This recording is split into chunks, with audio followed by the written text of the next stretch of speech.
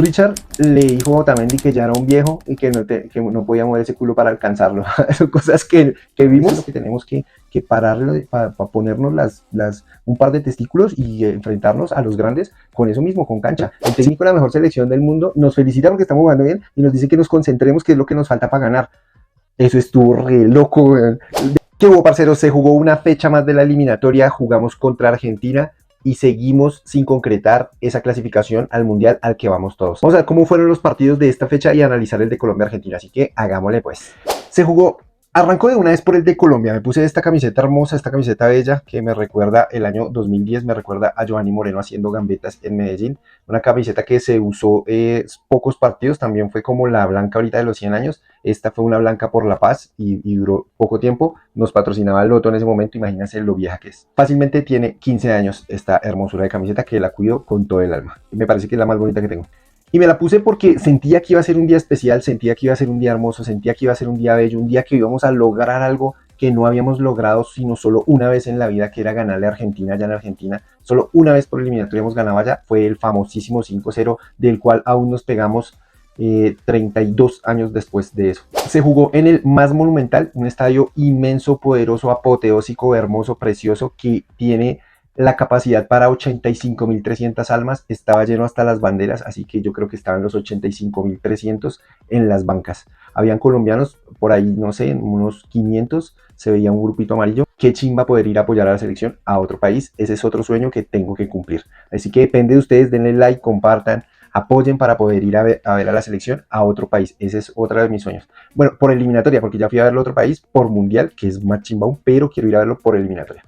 El partido se jugó a las 7 de la noche hora colombiana, 9 de la noche hora argentina, estaba haciendo un frío el arrecho, están en invierno abajo del continente y estaban todos congelados. Jugábamos por los 3 puntos que nos dejaran a uno de estar clasificados al mundial y no lo logramos. El partido quedó 1-1, empezamos ganando en el minuto 24 con una obra de arte, con un pincelazo de buen fútbol, con una joya, con una belleza, con una inspiración del mejor jugador que tenemos en la actualidad, que hace muchos años es el mejor de esta selección, que hace muchos años es el que nos representa y el que nos da la esperanza de poder llegar a un mundial y hacer un buen papel. Sí, señores, Luchito Díaz se hizo un jugador, un pase de Kevin Castaño, que lo único que hizo fue el pase. Se lo hizo bien, pero Lucho va, encara al Cuti Romero, se engancha a Paredes, se engancha a Otamendi, se la define al Dibu, se sacó o sea, en la jugada estuvieron 5 argentinos alrededor de Lucho, mientras Lucho sacaba gambetas como si estuviera en el patio de su casa, como si estuviera en La Guajira, como si estuviera en el Romelio Martínez jugando en el Barranquilla Fútbol Club. Una belleza de gol. Ahí se ratifica la teoría esa de que los colombianos jugamos sin contexto. No, a veces jugamos como si estuviéramos en el plato de la casa y a veces jugando una final no nos damos cuenta que es una final y cometemos errores estúpidos. Pero para resaltar, un pepinazo el de Lucho, nada que hacer, el mundo está rendido ante los pies de él, el periodismo argentino, brasileño, español ha dicho maravillas de Luchito hoy. Y no es para más porque se mandó un golazo y además un dato no menor, le marcó por eliminatoria a Brasil allá y acá, le marcó por eliminatoria a Argentina allá y acá. Le ha marcado goles a Alemania, le ha marcado goles a España, le marcó por Copa América a Brasil, le ha marcado cuando de verdad lo necesitamos. Entonces eso es un jugador de experiencia. Nos dejamos empatar y con uno más, como desde el minuto 70, no tengo claro, se fue Enzo Fernández por meterle un patadón en la cabeza a Kevin Castaño, que estaba jugando un partidazo, lo sacaron y al minuto 81 nos empatan con lo que voy a analizar al final de este resumen. Con actitud, con huevas, con testosterona, con vehemencia, con ganas, con convicción, con lo que tienen los argentinos que nos falta a nosotros, con ese ímpetu y ese espíritu de grandeza y de poderosos. Nos falta, no en todos, pero sí en algunos jugadores, ese ímpetu. Ahorita voy a analizar eso. El caso es que nos cogen desconcentrados, un saque lateral rapidito, la coge Thiago Almada, que había acabado de entrar hace poco, y le pega un palo, pasa por debajo de 6 piernas para rematar, lo toca a Mier, lo corre un poquito más al palo, no puede hacer nada y nos empatan. Tras del hecho de malas, hubiera podido pegar en una de todas esas 6 piernas que pasó ese balón, pero en ninguna. 1-1 quedó el partido. Las estadísticas de este partido: 10 remates de Argentina, 11 remates de Colombia. Le jugamos de tú a tú a los campeones de la Copa América, de las 2 Copas de las Américas y de la Copa Mundo.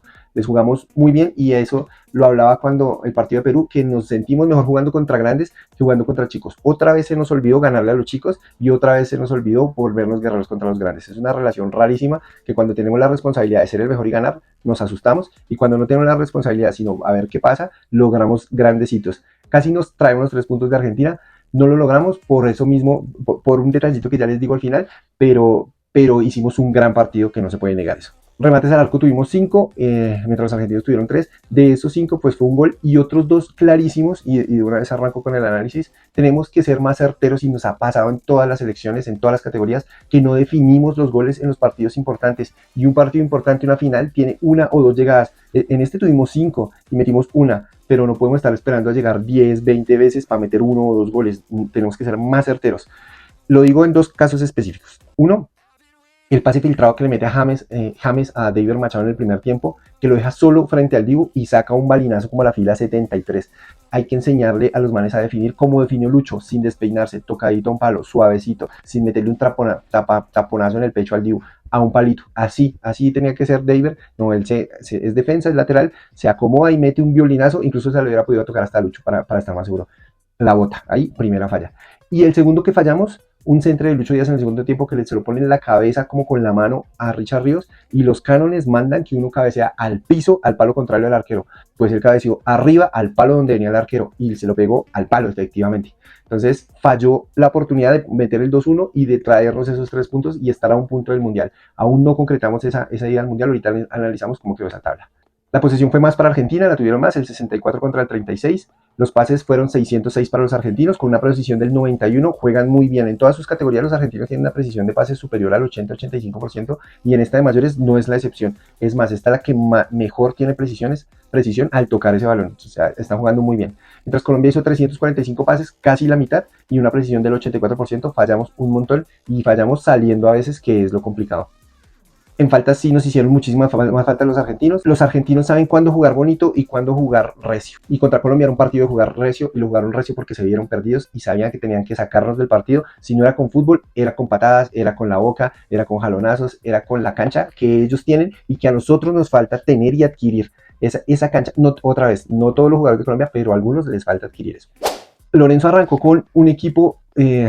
el mejor, creo que habían 2 que no me convencían en ese 11 titular, pero de pronto era lo que había que poner.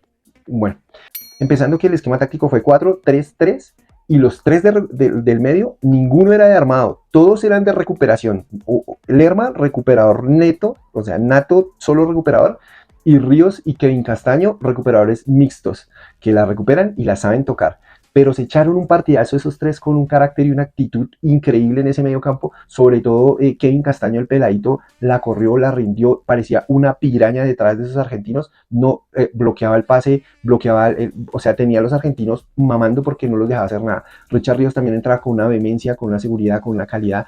Lerma ni se diga, arriba, impasable, intratable. No comía que era Messi, no comía que era De Paul, no comía que era Otamendi, no comía de nadie Lerma. Ellos 3 en el medio campo, capos los 3. Así es la actitud que necesitamos en la selección Colombia.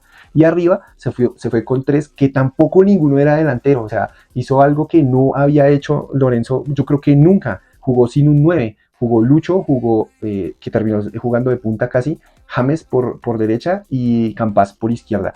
Y después se cruzaron claramente, pero no había un 9, y eso los desconcentró más a los argentinos, tanto que dejaban espacio para que James metiera pases filtrados como el que le metió a Machado en el primer tiempo. Entonces eso me pareció bueno porque cambió la idea, por lo menos no se mantuvo con la misma del 4, un recuperador, un mixto, 3 volantes y un 9, que es lo que siempre hace Lorenzo. Hoy en este partido contra Argentina, contra Argentina, muy diferente, muy bien, me gustó que pruebe. O sea, no es lo mismo de siempre, por lo menos si hubiéramos perdido, hubiéramos intentado algo diferente, no perder con lo mismo, pero aún así esa prueba le salió muy bien y fue exitosa entre un equipo grande, 3 recuperadores y 3 arriba, que ninguno era 9. Me gustó cómo jugó. Jugamos de tú a tú a la Argentina campeona, y como les dije, ya hablando de qué nos deja el partido, nos deja un Lucho sobresaliente, pero me asusta que sea solo el Lucho sobresaliente que haga goles cuando lo necesitamos, y el resto que tiene que hacer goles. Entonces, ¿qué? Cuando no esté Lucho, entonces, ¿cómo vamos a hacer los goles? Porque últimamente el que nos ha arreglado los partidos o el que ha puesto los goles es Lucho. Por eso va de goleador. Es más, lleva 7 goles en esta eliminatoria y va de goleador. Detrás va Messi y terceros, el boliviano. Es tan crack que le hace pinturitas a De Paul en el piso, le hace globitos. O sea, tenían que darle pata para bajarlo, y aún así intentan darle pata y no lograban dársela. Muy crack. Lucho es de verdad de otro nivel. Vale todo lo que pide el Liverpool por él al Barcelona. y si pueden pagarle más, hasta más. Y nuestro otro capo, y eso me gustó, y hace parte de otros detallitos que tengo del partido, James ya sabe cuál es su función, ya sabe qué es lo que tiene que hacer y ya sabe cuándo tiene que salir, y eso me pareció bien. Yo siempre he dicho, a James hay que ponerlo y depende cómo se mueva, ya, chao, hay que sacarlo. Y creo que la decisión estuvo buena en el momento, pero no por Carrascal. Yo pienso que si queremos darle cambio a esta selección colombiana en unos años, el cambio de James ya no debe ser Carrascal y menos Quintero, con todo lo que juega Quintero, porque Quintero es un crack, pero no es el recambio porque ya tiene la misma edad de James. Y Carrascal ya tiene 28, 29 y ya está saliendo también. Yo pondría, arriesgándome a perder, igual que me arriesgo metiendo a Carrascal, que es un pechifrío, metería a Yacer Asprilla, la verdad. Yo creo que ya es hora de que Yacer empiece a foguearse en la selección. Todas las otras selecciones tienen jugadores sub-20, figuras en sus selecciones, en la Conmebol, digo. Y nosotros, ¿por qué no? No tenemos una figura sub-20. La que teníamos salió con un chorro de babas hace rato. Cuando ese man aceptó la ida a Arabia, le dije, listo, otra flor de un día. Ese man ya no es una figura. Pero Yasser sigue haciendo las cosas bien. Gustavo Puerta incluso sigue haciendo las cosas bien. Hay que darle oportunidad a ellos esos 15, esos 20 minutos, que son jóvenes, tienen la habilidad, tienen la capacidad de jugar en Europa y se van a hacer matar porque tienen hambre de quedarse con esa posición, con esa titular, ¿sí me va a entender? Entonces yo creo que ellos son los que deben empezar a entrar en lugar de Carrascal o de Quintero cuando esté. Ya es tiempo de empezar a cambiar esta selección. Por ejemplo, en Bolivia tiene ese peladito terceros que es re joven. En Ecuador tienen a Kendry Páez, que también lo meten ya para que se fogue, ya lleva jugando en la mayores, tiene como 18 recién cumplidos, y ya lleva jugando en la mayores como 3, y siempre entra, bien sea titular o de cambio, pero entra. En Brasil, ni que se diga con Hendrick. En Argentina, pues vea, debutó más tanto la fecha pasada y han metido a Bonanote, que tiene 18 años, otro peladito, y también los consigue, o sea, para que jueguen de tú a tú. Los paraguayos tienen a Ronald Gómez, a Diego Gómez y a Enciso, que los dos son sus 20 y son sus figuras en la cancha. Hay que empezar a hacer eso, sí que, vea, y curiosamente los que mencioné son los que están arriba de la tabla, arriba de nosotros en la tabla. Entonces hay que empezar a buscar ese cambio para refrescar la selección Colombia cuando James ya no esté, porque si James llega al Mundial 2026, será hasta ahí, porque más para allá yo no veo que lo logre. Entonces ya hay que pensar que en un año nos vamos a quedar sin 10 y el 10 ya no va a existir. Y no es James y no es Quintero, porque Quintero también hace el Mundial, también ya dirá gracias. ¿Y quién va a ser el reemplazo? ¿Carrascal? Olvídalo, amigo.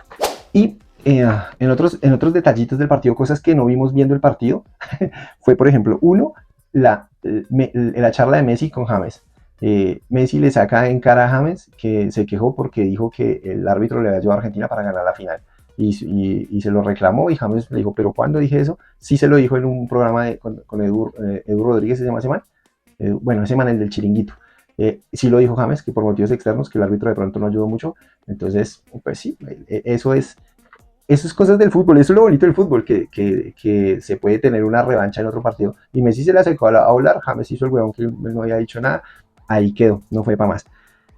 Richard le dijo a Otamendi que ya era un viejo y que no podía mover ese culo para alcanzarlo. Son cosas que vimos, que viendo el partido no vimos.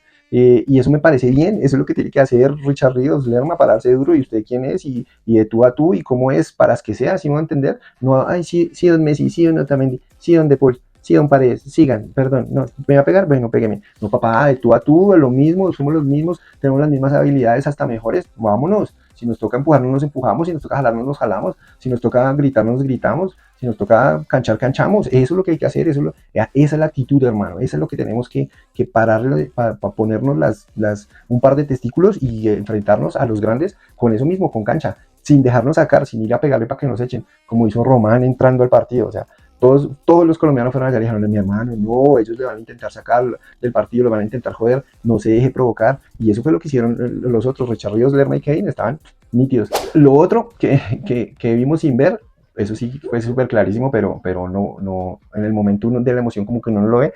Jamesito le pone la corona a Lucho y le dice, ahora mande usted, ahora el rey de aquí en adelante es usted, y él mismo lo está sabiendo que ya llega su hora, y le cede el trono a Luis Díaz, que lo tiene hace rato además. Lo otro, Enzo le rompe la cabeza a Kevin Castaño, es sangre, no es golpe. Yo sí dije, no es golpe, no es para preocuparse, porque no fue que lo devolvió el patadón, sino lo rayó y pues obvio lo corta con los taches.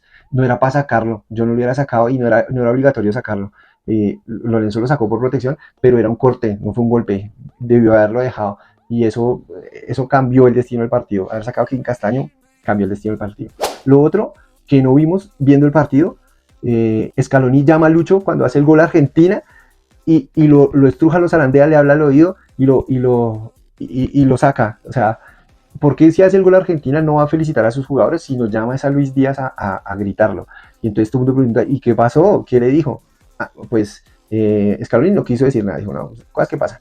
Pero Lucho sí dijo no, que Scaloni le dijo que no se quejen, que jueguen, que no se hagan tiempo, que fue error de Lucumí haberse quedado acostado en el piso en lugar de haber jugado, entonces que más bien se concentren y que son muy buenos y que dejen de pensar en maricadas y más jueguen. O sea, mientras nosotros le echamos la madre a la selección, el técnico de la mejor selección del mundo nos felicita porque estamos jugando bien y nos dice que nos concentremos, que es lo que nos falta para ganar. Eso estuvo re loco, weón. De Paul veía a Scaloni desde lejos como, ¿por qué le está hablando a Lucho? ¿Qué es eso?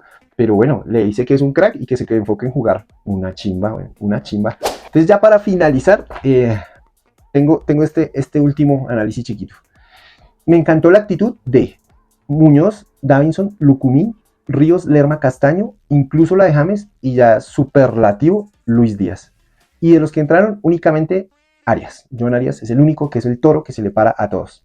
De resto, mal, Mier regaló 2 balones y él tiene que ser nuestro arquero titular y tiene que, pero bueno, así aprende, gracias a Dios no se las cobraron, pero regaló 2 balones que por no dejarla salir la tapó y la dejó viva y casi no lo meten, uno lo estalló en el palo, no sé si fue un volante el que se lo estalló, si no perdemos ese partido por ahí por 2 o 3-0, menos mal no estaba finito ese argentino. Eso no lo vimos porque lo opacó lo de arriba, pero donde hubieras perdido el culpable hubiera sido Mier, y ojo, porque ahí pasaste de agache, Mier. Y los otros que no de los titulares, Mier, Machado y Campas, no, siga don Messi, siga don Paredes, siga don De Paul, no marica, pero que esa fuerza, esa ímpetu, Machado como que le daba miedo, Campas no hizo un culo, o sea, mientras con Perú fue un monstruo, contra Argentina desaparecido, debió haber salido, es más, debió haber terminado Lorenzo con los que empezó contra Perú, debió haber terminado en cancha del Cucho y Arias, que tienen más experiencia, han jugado más esos partidos definitivos, pero Campas y Román, no marica, ¿qué está haciendo?